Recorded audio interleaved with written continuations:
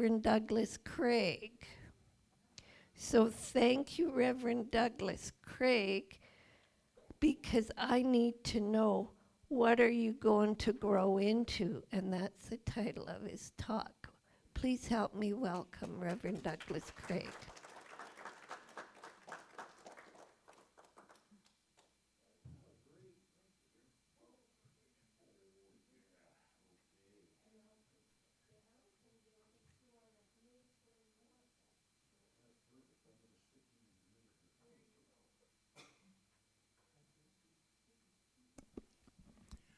Am I turned on, Russ?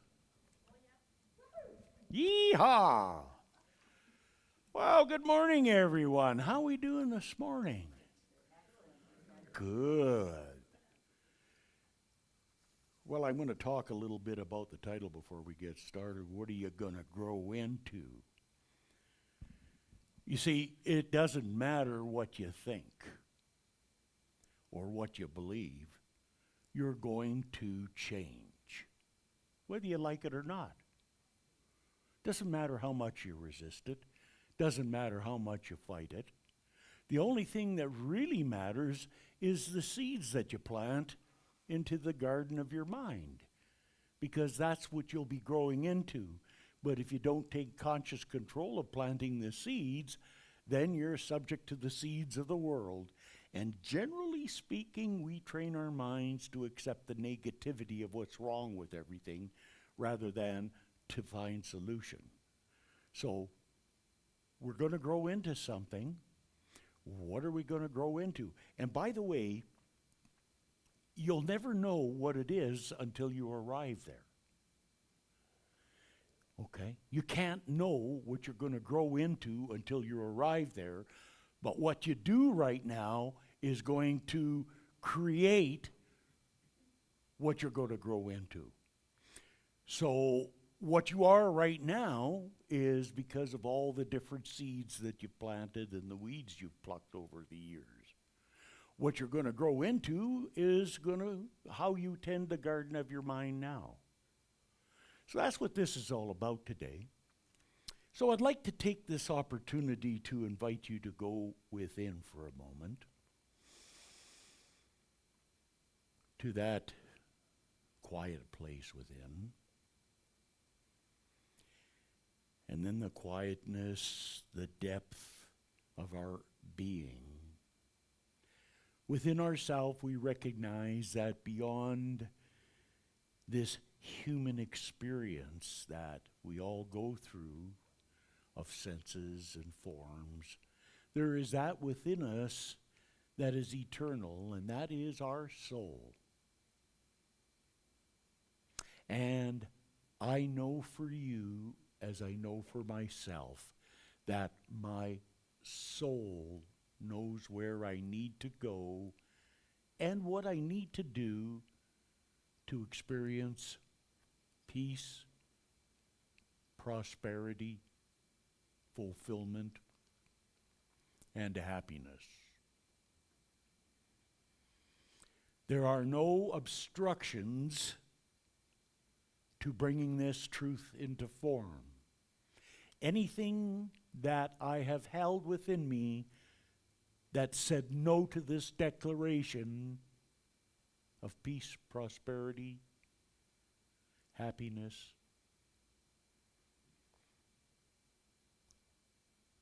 be gone from me right now.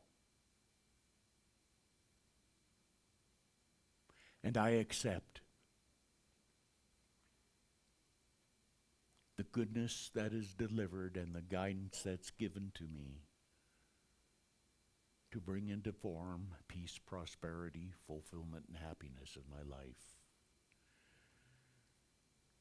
So I take a moment of silence with no restriction and no limitation to envision something that I can accept that's higher and better than I am now, and that I'd really like to do and experience.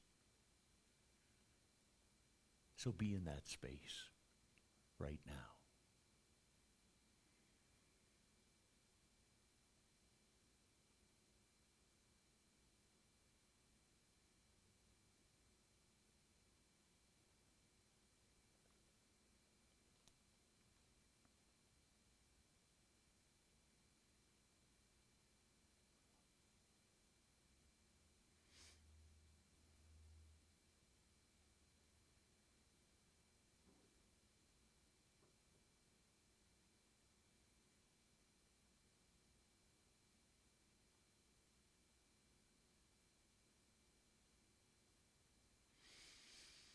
And let us know that it's never too late to experience our dream or something better than we are now. That's why we're still here.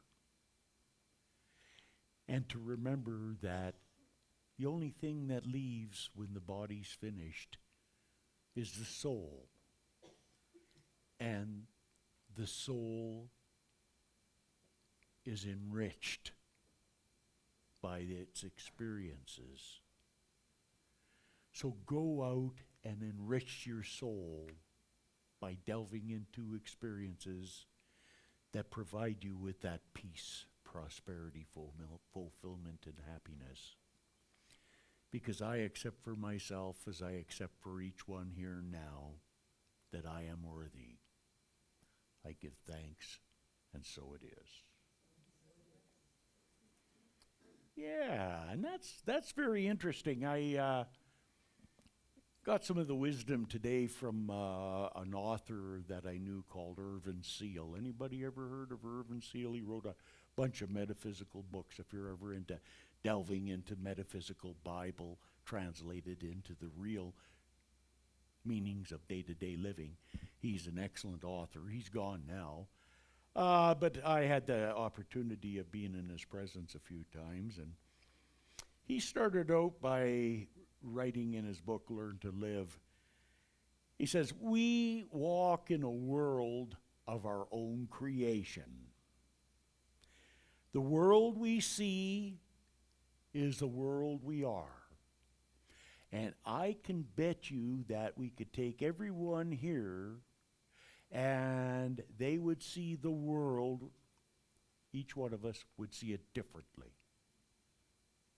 And the only reason it would be different is because what we are. Well, that's not true. Well, it is true because, well, I don't like that.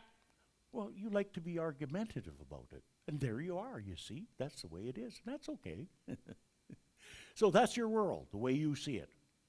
And if you don't like what you see, then you need to change with what one is looking with and looking for. Especially in today's world, I refuse to get into any conversations with people on politics, religion, or basically sex. Okay, all three of those are not something that are, especially politics in today's world. I keep my opinions to myself, and I do what I need to do to support what I believe, but I'm not taking that out and using what I do here to present my opinions, because what I do here is present what I believe are opinions of truth, not my opinions. We apply it to the world and how we see it. So, first idea. Did you know there's only one of you? One of me, one of us, whichever one of those pronouns you want to use? Cracks and all. It doesn't matter what you got the whole package here, folks. That's what you are, and that's okay. You got to be okay with what you are. And, you know, he says that it's easy to focus on one's, and this is what you got to stop doing, by the way. It's easy to focus on one's shortcomings, faults, defects, not good enoughs, and don't have much going for me. Anybody been there this last week at all? At least once or twice? Yeah, you don't have to put your hand up, I know. Okay? So what we want to do is we want to focus on our gift, our talent, and value. Learn how to turn your shortcoming into an asset. Something that you're not good at, turn it into an asset. Story. I didn't know this principle or idea when I actually went through this experience, but it provided me with multitudes of valuable, actually life-saving experiences. Because, you know, I'm a mountain man. I grew up in the mountains and everything like that, and that's all we did was play in the mountains or go camping, and no trails, no supervision, nothing like that. The guys go camping. And, there's always the bear, the mountain lions, the elk, all the animals that you get in the mountains. Always there.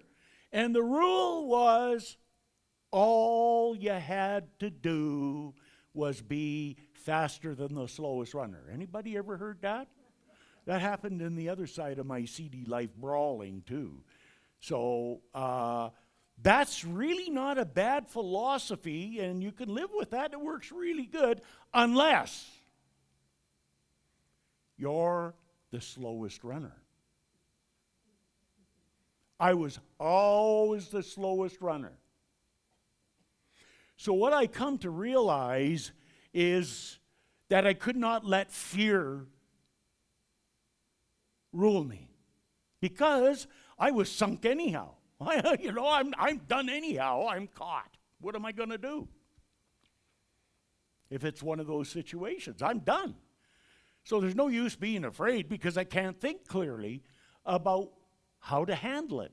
And so I learned to manage myself in the wilderness with whatever I met.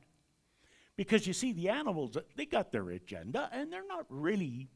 I deal with the animals any day than the 7th Avenue and 8th Street train station, Crack Max in Calgary. It's a lot safer dealing with the animals in Grizz country than it is with crack addicts. And that's not just recent experience. That's verbatim, okay? So I developed a different type of an attitude. Same with the other stuff. I developed an attitude of not running and dealing with what was in front of me. And do you know how many times that saved my bacon in really bad situations? Not only in the wilderness, but in the streets and stuff like that? Unbelievable, okay? So people now admire me when I take them out into the bush, because I have a sense of what's going on, and I can sense animals before anybody else, hear things before they can. And if I run across it, I know what to deal with it. So far, I've done it right, because I'm here, okay? So what was my greatest weakness in that situation, which is fairly dangerous, don't you admit that's a little bit dangerous occasionally, became my strongest asset, because I learned how to do that.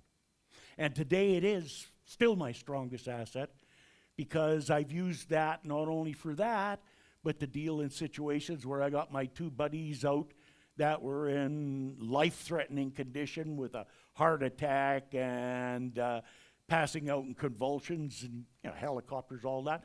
I got them out alive and kept them alive, because I learned how to do that, because I had a weakness that I thought was terrible, especially in athletics. Do you see where I'm going with this? How many of you got that thing that you don't like about yourself that thinks it's a weakness? Look at it and turn it around and make it a strength. Can you do it? You darn right you can. I know it can be done. I did that. I'm not saying it's easy, folks. Don't get me wrong there. Okay? So you got to go and do this instead of that. What's wrong with me? How unique and wonderful I am. Or you're egotistical. You're telling yourself that, not anybody else. Doesn't matter what anybody else thinks. Only matters what you think. How unique and wonderful I am, and how I can express my lights and gifts in ways which bring me joy and joy to others. How about all the service I can give to help others? How much can I enjoy and contribute to nature and life in general? And most of all, be self-aware and take control of my life. Planting seeds. That's taking control. Because if you put stinking thinking in there, the soil, anybody know the soil will grow thistles, dandelions, stinkweeds, and all other kinds of stuff you don't want. True? Got them in your life too. You got a few stinkweeds coming around every now and again. You know what I mean.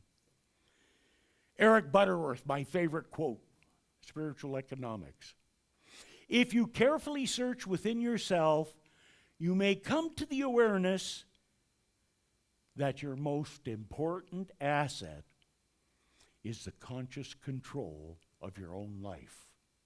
Nothing else can satisfy or fulfill unless you enjoy the freedom that comes from the control of your inner world of mind and emotions. That's what we got.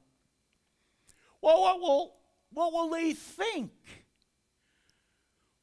What they think, which is anybody but you, doesn't matter. Because the only thing that you're going to grow into is based on what you think. So you take what others think and you evaluate it, but don't rent a lot of space in your head. Did you hear that? If you got a problem with somebody and it's going over and over, you're renting space in your head for their problem, not yours. Well, it's yours now because you've taken it in. It doesn't mean you ignore it. You got to deal with life, but don't rent space when you don't have to. Okay? Well, now, accepting and expressing our God-given gifts and talents. So we got to start seeing ourselves a little bit differently, and I'll give you the challenge of how you do this, and try this on for size, 15 minutes twice a day. It's all a lot. It's only a half an hour. That's a little bit more than 2% of your whole day. And if you do this for a month, every day, 15 minutes, twice a day, first in the morning, before you go to bed, at night, I guarantee you at the end of the month, your world will be significantly different, okay? Trick, but you got to stand and look at the person in the mirror, because you got to get a visual and see that person before you can convince that person that what you're saying is true. Statement. I love and approve of myself exactly as I am. Well, I'd like to do that, but you don't understand this. I'm not like this. No, it doesn't matter what you're like. And I want to start here. I don't want to talk about. You can't start there. You can't start anywhere other than. It's like going on a diet and trying to take off 30 pounds before you get started. Anybody have that idea that it would be nice, but it don't work that way, eh? None of that works that way. You got to start where you are, and that begins with self-acceptance. Okay? Now, I was doing that when I moved here in 1988, and I weighed 425 pounds. So I'm working on the issue, trying to figure it out.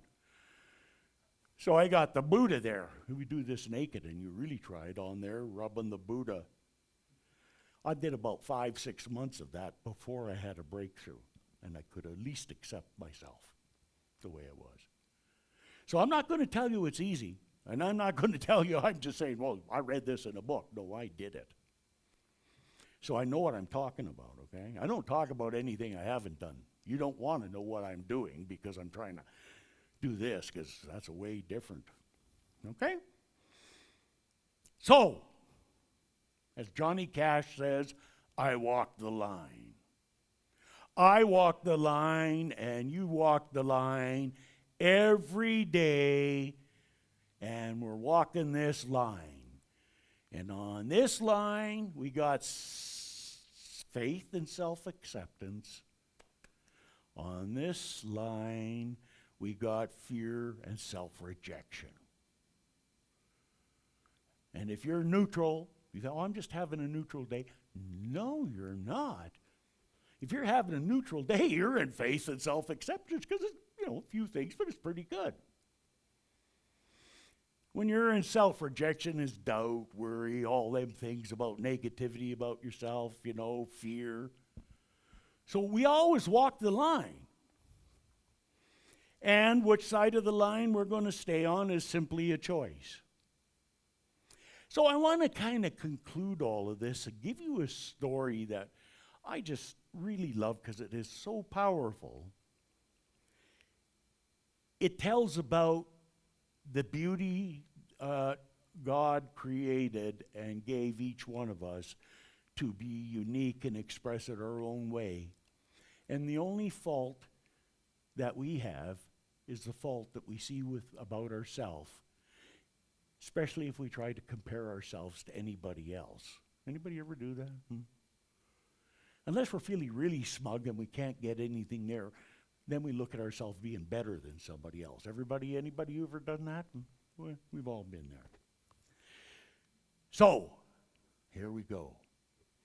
Just think about being a old clay water pot that carried water for the family. The cracked pot. A water bearer had 2 large pots hung on each end of the pole, which he carried across his neck. One of the pots had a crack in it, while the other pot was perfect and always delivered a full load of water at the end of the long walk from the stream to the water bearer's house. The cracked pot arrived only half full. This went on daily, and with the bearer delivering only 1.5 pots of water to the house. Of course, the perfect pot was proud of his accomplishments. Perfect to the end for which it was made. But the poor cracked pot was ashamed of its own imperfection, and miserable that it was unable to accomplish only half of what it had been made to do. By the way, is anybody starting to see a little bit of themselves in this story along on your life's journey? Okay, just listen to it. After a long time of what it perceived to be a bitter failure, the cracked pot spoke to the water bearer one day by the stream.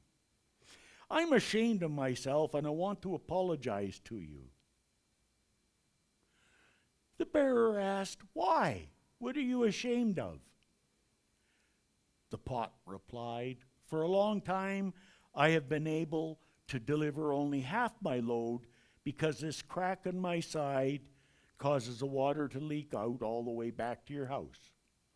And because of my flaw, you don't get the full value for your efforts." And you know, we've all felt that way. The water bearer felt sorry for the old cracked pot, and in his compassion he said, "As we return to the house, I want you to notice the beautiful flowers along the path." And as they went up the hill, the old cracked pot took notice of the sun warming the beautiful flowers on the side of the path, and this cheered it up somewhat, but at the end of the trail, it still felt sad because it leaked out half his load, and so again it apologized to the bearer for its failure. Anybody see themselves doing that at times in their life, apologizing for what you did? The bearer said to the pot, "Did you notice there were flowers only on your side of the path, but not on the other pot's side?" Say, he didn't notice that. Okay? "That's because I've always known about your flaw and I took advantage of it.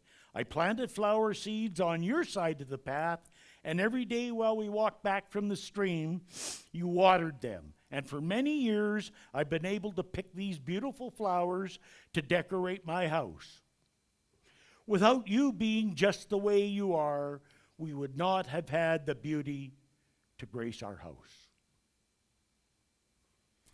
See, and so for each one of us and for each one of you, you just have to realize that without the way you are, this whole picture isn't complete.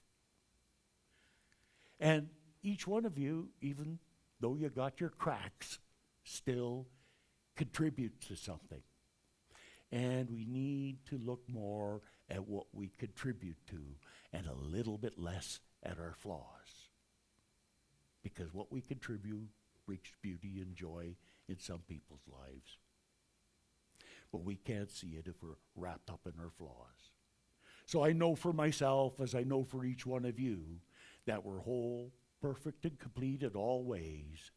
And we demonstrate the highest and best of what we are, what we have, and what we can be without any self-doubt or any self-incrimination, and with the belief that out of what we had thought was a limitation is really a gift. And we accept that, give thanks for it, and so it is. Thank you.